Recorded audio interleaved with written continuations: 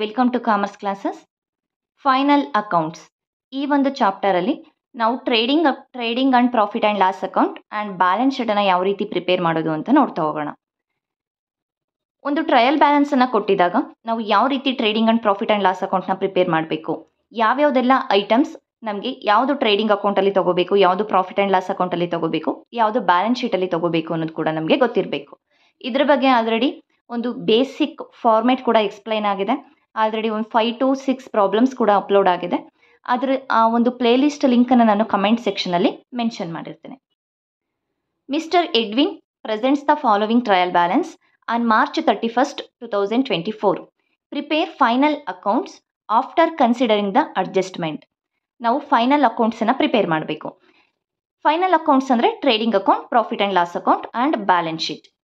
ಇಲ್ಲಿ ಏನೇನು ಕೊಟ್ಟಿದ್ದಾರೆ ನೋಡ್ತಾ ಹೋಗೋಣ. ಇಂಟ್ರೆಸ್ಟ್ ರಿಸೀವ್ಡ್ ಅಂದರೆ ಇದು ನಮಗೆ ಇನ್ಕಮ್ ಆಗುತ್ತೆ. ಇನ್ಕಮು ಯಾವ ಸೈಡ್ ತಗೊಳ್ತೀವಿ? ಪ್ರಾಫಿಟ್ ಆ್ಯಂಡ್ ಲಾಸ್ ಅಕೌಂಟಲ್ಲಿ ನಾವು ಇನ್ಕಮ್ ಸೈಡು ತಗೊಳ್ತೀವಿ. ನೆಕ್ಸ್ಟು ಆಫೀಸ್ ಫರ್ನಿಚರ್ ಏನಿದೆ ಇದು ಅಸೆಟ್ಸ್ ಆಗುತ್ತೆ, ಬ್ಯಾಲೆನ್ಸ್ ಶೀಟಲ್ಲಿ ತಗೊಳ್ತೀವಿ. ಲೋನ್ಸ್ ಫ್ರಮ್ ಬ್ಯಾಂಕಿಂದ ಒಂದಿಷ್ಟು ಲೋನ್ ತಗೊಂಡಿದ್ದೀವಿ, ಲಯಬಿಲಿಟೀಸ್ ಆಗುತ್ತೆ, ಬ್ಯಾಲೆನ್ಸ್ ಶೀಟಲ್ಲಿ ತಗೊಳ್ತೀವಿ. Sundry creditors liability, sundry debtors assets, general expenses ಇದನ್ನು ಎಕ್ಸ್ಪೆಂಡಿಚರ್ ಸೈಡಲ್ಲಿ ಪ್ರಾಫಿಟ್ ಆ್ಯಂಡ್ ಲಾಸ್ ಅಕೌಂಟಲ್ಲಿ ತಗೊಳ್ತೀವಿ. ನೆಕ್ಸ್ಟು ಸ್ಯಾಲರಿ ಕೊಡ್ತಾ ಇದ್ದೀವಿ ಅಂತ ಹೇಳಿದರೆ ಇದು ಕೂಡ ನಮಗೆ ಎಕ್ಸ್ಪೆನ್ಸಸ್ ಆಗುತ್ತೆ, ಪ್ರಾಫಿಟ್ ಆ್ಯಂಡ್ ಲಾಸ್ ಅಕೌಂಟಲ್ಲಿ ಡೆಬಿಟ್ ಸೈಡು ತಗೊಳ್ಳುವಂಥದ್ದು. Fire insurance premium expenditure.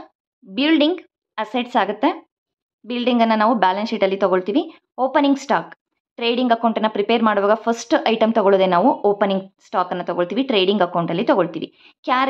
Carriage inwards, carriage outwards ಅಂತ ಸ್ಪೆಸಿಫಿಕ್ ಆಗಿ ಮೆನ್ಷನ್ ಮಾಡಿದಾಗ ಕ್ಯಾರೇಜ್ ಇನ್ವರ್ಡ್ಸನ್ನು ನಾವು ಟ್ರೇಡಿಂಗ್ ಅಕೌಂಟಲ್ಲಿ, ಕ್ಯಾರೇಜ್ ಔಟ್ವರ್ಡ್ಸನ್ನು ಪ್ರಾಫಿಟ್ ಆ್ಯಂಡ್ ಲಾಸ್ ಅಕೌಂಟಲ್ಲಿ ತಗೊಳ್ಳೋದು. ಇಲ್ಲಿ ಯಾವುದನ್ನು ಕೂಡ ಮೆನ್ಷನ್ ಮಾಡಿಲ್ಲ, ಜಸ್ಟ್ ಕ್ಯಾರೇಜ್ ಅಂತ ಇದೆ. ಇದನ್ನು ನಾವು ಟ್ರೇಡಿಂಗ್ ಅಕೌಂಟಲ್ಲೇ ತಗೋಬೇಕು. ಟ್ರೇಡಿಂಗ್ ಅಕೌಂಟಲ್ಲಿ ಎಲ್ಲ ಡೈರೆಕ್ಟ್ ಎಕ್ಸ್ಪೆನ್ಸಸ್ ಕೂಡ ನಾವು ತಗೊಳ್ಳುವಂಥದ್ದು. ನೆಕ್ಸ್ಟ್ ಸೇಲ್ಸ್, ಟ್ರೇಡಿಂಗ್ ಅಕೌಂಟಲ್ಲಿ ಕ್ರೆಡಿಟ್ ಸೈಡ್ ತಗೊಳ್ತೀವಿ. ಸೇಲ್ಸ್ ರಿಟರ್ನ್, ಈ ಸೇಲ್ಸಿಂದ ಲೆಸ್ ಮಾಡಿಬಿಟ್ಟು ಇದು ಕೂಡ ಟ್ರೇಡಿಂಗ್ ಅಕೌಂಟಲ್ಲಿ ತಗೊಳ್ತೀವಿ. ಪರ್ಚೇಸಸ್ ಟ್ರೇಡಿಂಗ್ ಅಕೌಂಟಲ್ಲಿ ಡೆಬಿಟ್ ಸೈಡ್ ತಗೊಳ್ತೀವಿ.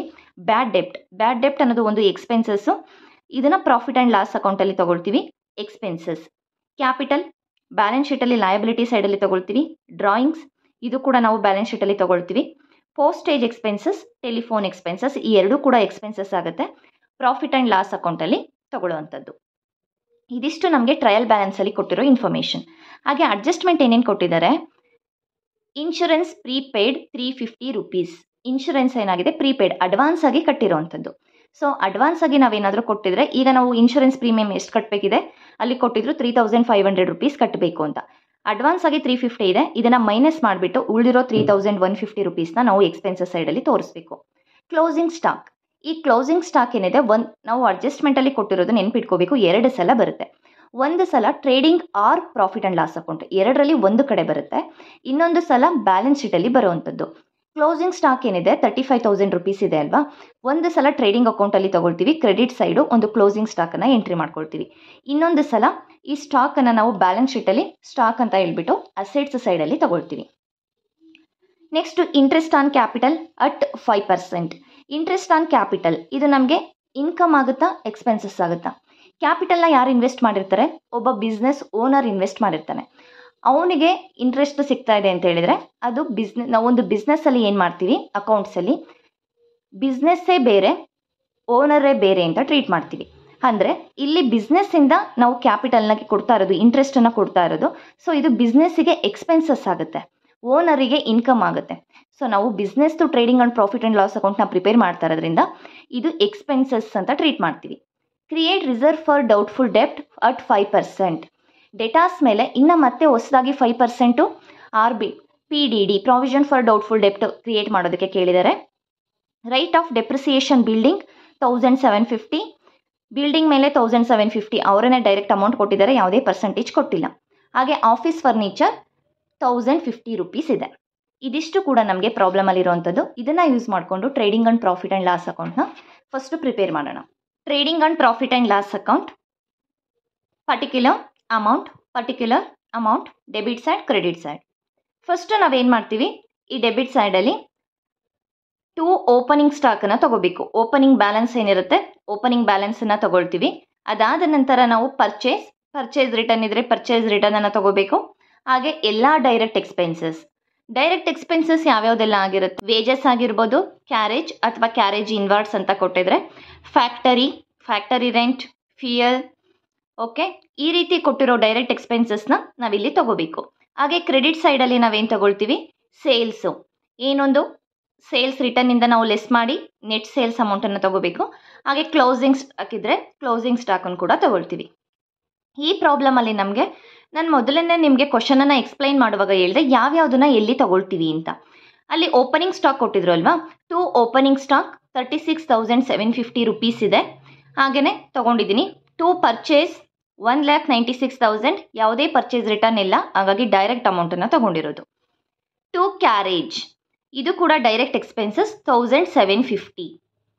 ಹಾಗೆ ಸೇಲ್ಸ್ ಕೊಟ್ಟಿದ್ರು, by sales 2,62,500 rupees minus sales return 3,500 ರುಪೀಸಿಂದ ಲೆಸ್ ಮಾಡಿ 2,59,000 ರುಪೀಸ್ ತಗೋಬೇಕು. ಹಾಗೆಯೇ ಕ್ಲೋಸಿಂಗ್ ಸ್ಟಾಕ್ ಅಡ್ಜಸ್ಟ್ಮೆಂಟಲ್ಲಿ ಕೊಟ್ಟಿದ್ರು 35,000, ಬೈ ಕ್ಲೋಸಿಂಗ್ ಸ್ಟಾಕ್ 35,000 ರುಪೀಸ್. ಇದಿಷ್ಟೇ ನಮಗೆ ಟ್ರೇಡಿಂಗ್ ಅಕೌಂಟಿಗೆ ಬರುವಂಥದ್ದು, ಇನ್ಯಾವುದೂ ಕೂಡ ಇಲ್ಲ. ಇಲ್ಲಿ ನಮ್ಮ ಪ್ರತಿಯೊಂದು ಕೂಡ ನಿಮಗೆ ಫಸ್ಟೇ ಹೇಳಿದ್ದೆ. ಹಾಗೆ ಬೇಸಿಕ್ ಒಂದು ಫಾರ್ಮೇಟ್ ವಿಡಿಯೋ ನೋಡಿದರೆ ನಾವು ಯಾಕೆ ಯಾವುದನ್ನ ಎಲ್ಲಿ ತಗೊಳ್ತಾ ಇದ್ದೀವಿ ಅನ್ನೋದು ಕೂಡ ನಿಮಗೆ ಅರ್ಥ ಆಗ್ತಾ ಹೋಗುತ್ತೆ. ಟೋಟಲ್ ಮಾಡೋಣ. ಕ್ರೆಡಿಟ್ ಸೈಡ್ ಟೋಟಲ್ ಜಾಸ್ತಿ ಇದೆ, ಅಂದರೆ ಇನ್ಕಮ್ ಜಾಸ್ತಿ ಇದೆ. ಇಲ್ಲಿ ನಮಗೆ ಆಗಿರುವಂಥ ಎಕ್ಸ್ಪೆನ್ಸಸ್ ಕಡಿಮೆ ಇದೆ. 2,94,000, ಇದನ್ನ ಎರಡೂ ಕಡೆ ಕೂಡ ಆಗ್ತಾ ಇದ್ದೀನಿ. 2,94,000. ಇದರಿಂದ ಓಪನಿಂಗ್ ಸ್ಟಾಕು, ಪರ್ಚೇಸು ಮತ್ತು ಕ್ಯಾರೇಜನ್ನು ಮೈನಸ್ ಮಾಡಿದಾಗ 59,500 ರುಪೀಸ್ ನಮಗೆ ಗ್ರಾಸ್ ಪ್ರಾಫಿಟ್ ಸಿಕ್ಕಿದೆ. ಈ ಗ್ರಾಸ್ ಪ್ರಾಫಿಟನ್ನು ಏನು ಮಾಡಬೇಕು, ನೆಕ್ಸ್ಟ್ ನಾವು ಪ್ರಾಫಿಟ್ ಆ್ಯಂಡ್ ಲಾಸ್ ಅಕೌಂಟಿಗೆ ಕ್ಯಾರಿ ಫಾರ್ವರ್ಡ್ ಮಾಡ್ಕೊಳ್ತೀವಿ. 2 ಗ್ರಾಸ್ ಪ್ರಾಫಿಟ್ ಕ್ಯಾರಿ ಡೌನ್. ಈ 59,500 ರುಪೀಸ್ ಏನಿತ್ತು ಇದನ್ನು ನಾವು ಇಲ್ಲಿಗೆ ನೆಕ್ಸ್ಟ್ ಪ್ರಾಫಿಟ್ ಆ್ಯಂಡ್ ಲಾಸ್ ಅಕೌಂಟ್ಗೆ ತಗೊಳ್ತಾ ಇದ್ದೀವಿ. By gross profit brought down 59,500 rupees. ಇಲ್ಲಿ ನಾವೇನು ಮಾಡಬೇಕು, ಎಲ್ಲ ಎಕ್ಸ್ಪೆನ್ಸಸ್, ಇಂಡೈರೆಕ್ಟ್ ಎಕ್ಸ್ಪೆನ್ಸಸ್ಗಳನ್ನ ಹಾಗೆ ಇಂಡೈರೆಕ್ಟ್ ಇನ್ಕಮನ್ನು ನಾವು ತಗೊಳ್ತಾ ಹೋಗ್ತೀವಿ. ಎಕ್ಸ್ಪೆನ್ಸಸ್ ಯಾವ್ಯಾವುದೆಲ್ಲ ಇರುತ್ತೆ ಇಂಡೈರೆಕ್ಟ್ ಎಕ್ಸ್ಪೆನ್ಸಸ್, ಸ್ಯಾಲ್ರಿ ಕೊಟ್ಟಿರೋದು, ರೆಂಟ್ ಕಟ್ಟಿರೋದಾಗಿರ್ಬೋದು, ಇಂಟ್ರೆಸ್ಟ್ ಕಟ್ಟಿರೋದಾಗಿರ್ಬೋದು. ಇಂಟ್ರೆಸ್ಟ್ ರಿಸೀವ್ ಮಾಡಿಕೊಂಡ್ರೆ ಇನ್ಕಮ್ಮು, ನಾವು ಇಂಟ್ರೆಸ್ಟ್ ಕೊಟ್ಟರೆ ಎಕ್ಸ್ಪೆನ್ಸಸ್ಸು. ಡೆಪ್ರಿಸಿಯೇಷನ್ ಆಗಿರ್ಬೋದು, LIC ಕಟ್ಟಿರೋದು, ಈ ರೀತಿ ಎಕ್ಸ್ಪೆನ್ಸಸ್ನ ನಾವಿಲ್ಲಿ ಎಂಟ್ರಿ ಮಾಡ್ತಾ ಹೋಗೋದು. ಫಸ್ಟ್ ನಾವಿಲ್ಲಿ ನೋಡೋಣ, ಇಂಟ್ರೆಸ್ಟ್ ರಿಸೀವ್ಡ್ ಇದೆ. ಇಂಟ್ರೆಸ್ಟ್ ರಿಸೀವ್ಡ್ ಏನಿದೆ ಇದು ನಮಗೆ ಇನ್ಕಮ್ ಆಗುತ್ತೆ. ಇನ್ಕಮ್ ಸೈಡಲ್ಲಿ ತಗೊಳ್ಳೋಣ. By interest received 5,250 rupees. ಇದ್ರ ಮೇಲೆ ಯಾವುದೇ ಅಡ್ಜಸ್ಟ್ಮೆಂಟ್ ಇಲ್ಲ, ಸೊ ಡೈರೆಕ್ಟಾಗಿ ತಗೊಂಡಿದ್ದೀನಿ. ನೆಕ್ಸ್ಟು ಆಫೀಸ್ ಫರ್ನಿಚರ್, ಇದೆಲ್ಲ ಅಸೆಟ್ಟು, ಲಯಬಿಲಿಟಿ, ಇದೆಲ್ಲ ಕೂಡ ನಾವು ಮೆನ್ಷನ್ ಮಾಡಿದ್ವಿ. ಇಲ್ಲಿ ಜನರಲ್ ಎಕ್ಸ್ಪೆನ್ಸಸ್ ಇದೆ, ಇದು ನಮಗೆ ಎಕ್ಸ್ಪೆಂಡಿಚರ್ ಆಗುತ್ತೆ. 2 ಜನರಲ್ ಎಕ್ಸ್ಪೆನ್ಸಸ್ 8,750 ರುಪೀಸ್ ಇದೆ. ನೆಕ್ಸ್ಟು ಸ್ಯಾಲರೀಸ್ ಎಷ್ಟಿದೆ, 19,250 ರುಪೀಸ್ ಇದೆ. 2 salary 19,250 rupees. Next fire insurance premium, ನಾವು ಇನ್ಶೂರೆನ್ಸ್ ಪ್ರೀಮಿಯಂನ ಕಟ್ತಾ ಇರೋದು 3,500 ರುಪೀಸ್ ಇದೆ. Fire insurance premium 3,500. ಇದರಲ್ಲಿ ಪ್ರೀಪೇಡ್ ಅಡ್ವಾನ್ಸ್ ಆಗಿ ಕೊಟ್ಟಿರೋದು 350 ಕೊಟ್ಟಿದ್ದಾರೆ, ಅದು ಅಡ್ಜಸ್ಟ್ಮೆಂಟಲ್ಲಿ ನಮಗೆ ಕೊಟ್ಟಿರೋದ್ರಿಂದ ಆ 350ನ ಲೆಸ್ ಮಾಡ್ತಾ ಇದ್ದೀನಿ. 3,150 ರುಪೀಸ್ ಆಯಿತು. ನೆಕ್ಸ್ಟು ಬ್ಯಾಡ್ ಡೆಪ್ಟ್. ಬಿಲ್ಡಿಂಗ್ ಇಲ್ಲ, ಓಪನಿಂಗ್ ಸ್ಟಾಕ್ ತೊಗೊಂಡಿದ್ದೀವಿ, ಕ್ಯಾರೇಜ್ ತೊಗೊಂಡಿದ್ದೀವಿ, ಸೇಲ್ಸ್ ರಿಟರ್ನ್ ಕೂಡ ತೊಗೊಂಡಿದ್ದೀವಿ. ನೆಕ್ಸ್ಟು ಬ್ಯಾಡ್ ಡೆಪ್ಟ್ ಇದೆ. ಈ ಬ್ಯಾಡ್ ಡೆಪ್ಟ್ಸ್ ಏನಿದೆ 1,400 ರುಪೀಸ್ ಇದೆ. ಇದ್ರ ಮೇಲೆ ಅಡ್ಜಸ್ಟ್ಮೆಂಟ್ ಕೊಟ್ಟಿದ್ದಾರೆ, ಮತ್ತೆ ಹೊಸದಾಗಿ ಒಂದಿಷ್ಟು PDD ಕ್ರಿಯೇಟ್ ಆಗಿದೆ ಅಂತ. ಆ್ಯಡ್ ಪ್ರಾವಿಷನ್ ಫಾರ್ ಡೌಟ್ಫುಲ್ ಡೆಪ್ಟ್, ಡೆಟಾರ್ಸ್ ಎಷ್ಟಿತ್ತು 26,250 ಇತ್ತು, ಇಂಟು 5% ಕ್ರಿಯೇಟ್ ಆಗುತ್ತೆ ಅಂತ ಹೇಳ್ತಾ ಇದ್ದಾರೆ. ಇಂಟು 5/100 1,313 ರುಪೀಸ್, 2,713 ರುಪೀಸ್ ಏನಿದೆ ಇಲ್ಲಿ ಟೋಟಲ್ ನಮಗೆ ಬ್ಯಾಡ್ ಡೆಪ್ಟ್ ಆಗಿರೋವಂಥದ್ದು. ನೆಕ್ಸ್ಟ್ ಏನಿದೆ ಇಲ್ಲಿ ನೋಡಿ, ಕ್ಯಾಪಿಟಲ್, ಡ್ರಾಯಿಂಗು ಇದೆಲ್ಲರೂ ಕೂಡ ಲಯಬಿಲಿಟೀಸಲ್ಲಿ ತಗೊಳ್ತೀವಿ. ಪೋಸ್ಟೇಜ್ ಎಕ್ಸ್ಪೆನ್ಸಸ್, ಟೆಲಿಫೋನ್ ಎಕ್ಸ್ಪೆನ್ಸಸ್ ಇದೆ. 2 telephone expenses, 2 postage expenses 2,800 3,500 rupees ಇದೆ. ಇಲ್ಲಿ ನಮಗೆ ಕೊಟ್ಟಿರುವಂಥ ಟ್ರಯಲ್ ಬ್ಯಾಲೆನ್ಸಲ್ಲಿ ಇರೋ ಎಲ್ಲ ಇನ್ಫಾರ್ಮೇಷನ್ ತೊಗೊಂಡ್ವಿ. ಈಗ ಅಡ್ಜಸ್ಟ್ಮೆಂಟನ್ನು ಒಂದು ಸಲ ಚೆಕ್ ಮಾಡ್ಕೊಳ್ಳೋಣ, ಯಾವುದಾದ್ರೂ ಬಿಟ್ಟಿದ್ದೀವಾ ಅಂತ. ಇನ್ಶೂರೆನ್ಸ್ ಪ್ರೀಪೇಡ್ ಲೆಸ್ ಮಾಡಿದ್ದೀವಿ. ಕ್ಲೋಸಿಂಗ್ ಸ್ಟಾಕ್ ಟ್ರೇಡಿಂಗ್ ಅಕೌಂಟಲ್ಲಿ ತೊಗೊಂಡಿದ್ದೀವಿ. ಇಂಟ್ರೆಸ್ಟ್ ಆನ್ ಕ್ಯಾಪಿಟಲ್ ಮೇಲೆ ಇಂಟ್ರೆಸ್ಟ್ ಕೊಡ್ತಾ ಇರೋದು, ಇದು ನಮ್ಮ ಬಿಸ್ನೆಸ್ಗೆ ಲಾಸ್ ಆಗುತ್ತೆ, ಎಕ್ಸ್ಪೆನ್ಸಸ್ ಆಗುತ್ತೆ, ಇದನ್ನು ತಗೋಬೇಕು. PDD ತೊಗೊಂಡಿದ್ದೀವಿ. ಹಾಗೆಯೇ ಡೆಪ್ರಿಸಿಯೇಷನ್ ಏನಿದೆ, ಡೆಪ್ರಿಸಿಯೇಷನ್ ಕೂಡ ತಗೋಬೇಕು. 2 ಇಂಟ್ರೆಸ್ಟ್ ಆನ್ ಕ್ಯಾಪಿಟಲ್ 61,250 ರುಪೀಸ್ ಒಂದು ಕ್ಯಾಪಿಟಲ್ ಇತ್ತು. 5% ಅದ್ರ ಮೇಲೆ ನಾವೇನು ಮಾಡ್ತಾ ಇರೋದು ಇಂಟ್ರೆಸ್ಟ್ ಆನ್ ಕ್ಯಾಪ್ ಇಂಟ್ರೆಸ್ಟನ್ನು ಕೊಡ್ತಾ ಇರೋದು. 3063 ರುಪೀಸ್ ಆಗುತ್ತೆ.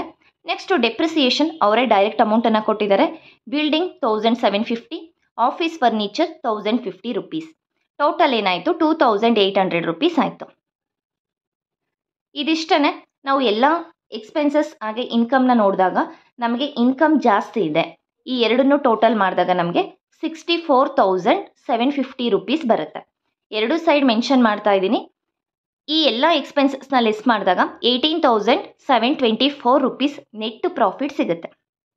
ಮೇಲ್ಗಡೆ ಸಿಕ್ಕಿದ್ದು ನಮಗೆ ಗ್ರಾಸ್ ಪ್ರಾಫಿಟು. ಇನ್ನು ಉಳಿದಿರೋ ಇಂಡೈರೆಕ್ಟ್ ಎಕ್ಸ್ಪೆನ್ಸಸ್ನೆಲ್ಲ ಲೆಸ್ ಮಾಡಿ ಇಂಡೈರೆಕ್ಟ್ ಇನ್ಕಮನ್ನು ಆ್ಯಡ್ ಮಾಡಿದಾಗ ನಮಗೆ ನೆಟ್ ಪ್ರಾಫಿಟ್ ಸಿಕ್ಸ್ತು 18,724 ರುಪೀಸ್. ಇದನ್ನು ನಾವೇನು ಮಾಡ್ತೀವಿ, ಕ್ಯಾಪಿಟಲ್ಗೆ ಟ್ರಾನ್ಸ್ಫರ್ ಮಾಡ್ತೀವಿ. ಕ್ಯಾಪಿಟಲಲ್ಲಿ ಏನು ಮಾಡ್ತೀವಿ, ಆ್ಯಡ್ ಮಾಡ್ತೀವಿ ಬ್ಯಾಲೆನ್ಸ್ ಶೀಟಲ್ಲಿ. To net profit transfer to capital. Next balance ಶೀಟನ್ನು ಪ್ರಿಪೇರ್ ಮಾಡೋಣ. Balance sheet as on 31/3/2024. Liabilities amount, assets amount. First ಏನೇನೆಲ್ಲ ಅಸೆಟ್ಸ್ ಇದೆ ಅದೆಲ್ಲ ಫಸ್ಟು ಎಂಟ್ರಿ ಮಾಡ್ತಾ ಹೋಗೋಣ. ಆಫೀಸ್ ಫರ್ನಿಚರ್ ಇದೆ ಅಸೆಟ್. Office furniture 4050 rupees. ಅದರಲ್ಲಿ ಡೆಪ್ರಿಸಿಯೇಷನ್ ಲೆಸ್ ಮಾಡಿದಾಗ ಮೈನಸ್ ಡೆಪ್ರಿಸಿಯೇಷನ್ 1050 ರುಪೀಸ್ ಲೆಸ್ ಮಾಡಿದ್ದೀವಿ 3500. ನೆಕ್ಸ್ಟ್ ಏನಿದೆ, ಡೆಟಾರ್ಸ್ ಇದೆ. ಡೆಟಾರ್ಸ್ ಕೂಡ ನಮಗೆ ಏನಾಗುತ್ತೆ ಅಸೆಟ್ಟೇನೆ. ಎಷ್ಟಿದೆ ಡೆಟಾರ್ಸು 26,250 ರುಪೀಸ್ ಇದೆ. ಸಂಡ್ರಿ ಡೆಟಾರ್ಸ್ 26,250. ಹಾಗೆ ಇದ್ರ ಮೇಲೆ PDD ಇದೆ. ಓಕೆ, ಇಲ್ಲಿ ನಾವು ಏನಕ್ಕೆ ಇಲ್ಲಿ ಬ್ಯಾಡ್ ಡೆಪ್ಟನ್ನು ತೊಗೊಂಡಿಲ್ಲ ಅಂತ ಹೇಳಿದರೆ, ಈ ಬ್ಯಾಡ್ ಡೆಪ್ಟ್ಸ್ ಆಲ್ರೆಡಿ ಲೆಸ್ ಮಾಡಿಬಿಟ್ಟೇ ಅವರು ನಮಗೆ ಇನ್ನು ಉಳಿದಿರೋ ಡೇಟಾರ್ಸನ್ನು ಕೊಟ್ಟಿದ್ರು. ಹಾಗೆ ಅಡ್ಜಸ್ಟ್ಮೆಂಟಲ್ಲಿ ಏನು ಮಾಡಿದ್ರು, ಹೊಸದಾಗಿ ಮತ್ತೆ ಇಷ್ಟು ಕ್ರಿಯೇಟ್ ಆಗುತ್ತೆ ಅಂತ ಹೇಳಿದರು. ಅದನ್ನು ಮಾತ್ರ ನಾವಿಲ್ಲಿ ಮೈನಸ್ ಮಾಡ್ತಾ ಇದ್ದೀವಿ. Minus PDD 5%. ಇದ್ರ ಮೇಲೆ 5% ಮತ್ತೆ ಬ್ಯಾಡ್ ಡೆಪ್ಟ್ ಆಗಿದೆ. ಎಷ್ಟಾಯಿತು, ಇದನ್ನು ಲೆಸ್ ಮಾಡಿದಾಗ 24,937 ರುಪೀಸ್ ಆಯಿತು. ನೆಕ್ಸ್ಟು ಬಿಲ್ಡಿಂಗ್ ಇದೆ 42,000. ಇದ್ರ ಮೇಲೂ ಕೂಡ ಡೆಪ್ರಿಸಿಯೇಷನ್ ಆಗಿದೆ. Building 42,000 minus depreciation 1,750, 40,250 rupees building value ಇದೆ. ನೆಕ್ಸ್ಟು ಇನ್ನು ಉಳಿದಿರೋದೆಲ್ಲ ಚೆಕ್ ಮಾಡೋಣ. ಇಲ್ಲಿರೋದು ಮುಗೀತು. ಅಡ್ಜಸ್ಟ್ಮೆಂಟಲ್ಲಿ ನೋಡಿದಾಗ ಇಲ್ಲಿ ಇನ್ಶೂರೆನ್ಸ್ ಪ್ರೀಪೇಯ್ಡ್ ಅಂತ ಇದೆ. ಹಾಗೆಯೇ ಕ್ಲೋಸಿಂಗ್ ಸ್ಟಾಕ್ ಕೊಟ್ಟಿದ್ದಾರೆ. ಸ್ಟಾಕ್ ವ್ಯಾಲ್ಯೂ ಏನಿದೆ ಇದು ಅಸೆಟ್ ಆಗುತ್ತೆ. ಈ ಸ್ಟಾಕನ್ನು ತಗೋಬೇಕು. Stock closing stock 35,000 rupees. Outstanding expenses ಇದ್ದರೆ ಈ ಸೈಡು ತಗೊಳ್ತೀವಿ. ಪ್ರೀಪೇಯ್ಡ್ ಎಕ್ಸ್ಪೆನ್ಸಸ್ ಇದ್ದರೆ ಅಸೆಟ್ ಸೈಡು ತಗೊಳ್ತೀವಿ. ಇಲ್ಲಿ ಪ್ರೀಪೇಯ್ಡ್ ಇನ್ಶೂರೆನ್ಸ್ ಇದೊಂದು ಎಕ್ಸ್ಪೆನ್ಸಸ್ ಇದೆ 350 ರುಪೀಸ್ ಅಡ್ವಾನ್ಸ್ ಆಗಿ ಕೊಟ್ಟಿದ್ದೀವಿ. ಸೊ ಇಲ್ಲಿ ನಾವು ಅಸೆಟ್ಸನ್ನು ತಗೊಂಡಿದ್ದೀವಿ. Insurance prepaid 350 rupees. ಇದಿಷ್ಟೇ ಅಸೆಟ್ಸ್ ಇರೋವಂಥದ್ದು. ಲಯಬಿಲಿಟೀಸ್ನ ನೋಡೋದಾದರೆ ಲೋನ್ಸ್ ಫ್ರಮ್ ಬ್ಯಾಂಕ್ ಇದೆ. ಹಾಗೆಯೇ ಸಂಡ್ರಿ ಕ್ರೆಡಿಟಾರ್ಸ್ ಇದೆ.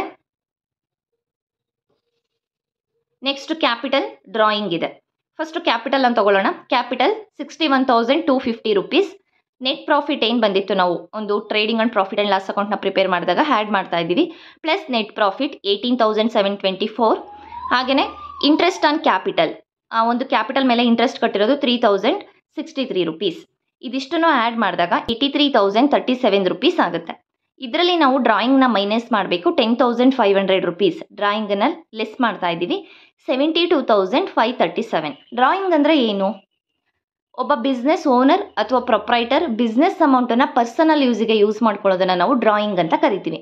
ಅಂದರೆ ಅವನು ಬಿಸ್ನೆಸ್ಸಿಂದ 10,500ನ ಯೂಸ್ ಮಾಡ್ಕೊಂಡಿದ್ದಾನೆ. ಅದನ್ನು ಬಿಸ್ನೆಸ್ಗೆ ವಾಪಸ್ ಕೊಡಬೇಕು ಅಲ್ವಾ? ಸೊ ನಾವು ಹಾಗಾಗಿ ಅವನು ಕ್ಯಾಪಿಟಲಲ್ಲಿ ಇದನ್ನು ಲೆಸ್ ಮಾಡ್ತಾ ಇದ್ದೀವಿ. Okay, next loan from bank ಇಲ್ಲಿದೆ ನೋಡಿ. ಬ್ಯಾಂಕಿಂದ ಲೋನ್ ತೊಗೊಂಡಿರೋದು ಅದನ್ನು ಕೂಡ ನಾವು ವಾಪಸ್ ಪೇಮೆಂಟ್ ಮಾಡಬೇಕು. ಸೊ ಒಂದು ಲಯಬಿಲಿಟಿ ಜವಾಬ್ದಾರಿ ಆಗಿರುತ್ತೆ. ಸೊ ನಾವು ಲಯಬಿಲಿಟಿ ಇಲ್ಲಿ ತೋರಿಸಲೇಬೇಕು. Loan from bank 10,500 rupees. Next sundry creditors ಇದೆ. ಎಷ್ಟಿದೆ ಸಂಡ್ರಿ ಕ್ರೆಡಿಟಾರ್ಸ್? 21,000 ರುಪೀಸ್. ಇದೆರಡನ್ನೂ ಕೂಡ ಟೋಟಲ್ ಮಾಡಿದಾಗ ನಮಗೆ 1,04,037 1,04,037 ರುಪೀಸ್ ಬರುತ್ತೆ. ಈ ಬ್ಯಾಲೆನ್ಸ್ ಶೀಟು ಎರಡೂ ಸೈಡ್ ಕೂಡ ಟ್ಯಾಲಿ ಆಗಬೇಕು. ಇದ್ರ ಮೇಲೆ ತುಂಬಾ ಪ್ರಾಬ್ಲಮ್ಸ್ ಅಪ್ಲೋಡ್ ಆಗಿದೆ. ಬೇಸಿಕ್ ವಿಡಿಯೋ ಹಾಗೆ ಫಾರ್ಮೇಟ್ ಕೂಡ ಇದೆ. ಅದರ ಲಿಂಕನ್ನು ನಾನು ಕಮೆಂಟ್ ಸೆಕ್ಷನಲ್ಲಿ ಮೆನ್ಷನ್ ಮಾಡಿರ್ತೀನಿ. ಆ ಒಂದು ಫಾರ್ಮೇಟನ್ನು ನೋಡಿ ಇನ್ನು ಉಳಿದಿರೋ ಪ್ರಾಬ್ಲಮ್ಸ್ನ ನೋಡಿದರೆ ನಿಮಗೆ ಎಲ್ಲದೂ ಕೂಡ ಕ್ಲಿಯರಾಗಿ ಅರ್ಥ ಆಗ್ತಾ ಹೋಗುತ್ತೆ. Thank you.